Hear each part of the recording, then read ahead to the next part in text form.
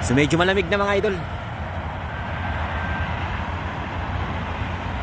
Ayan ang airport road mga idol.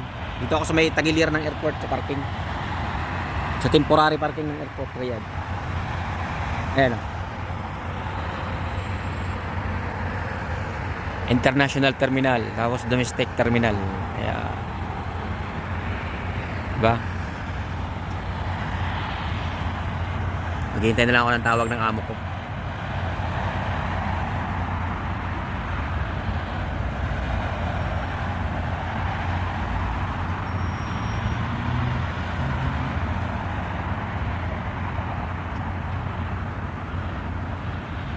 Maliit lang tong parkingan dito guys.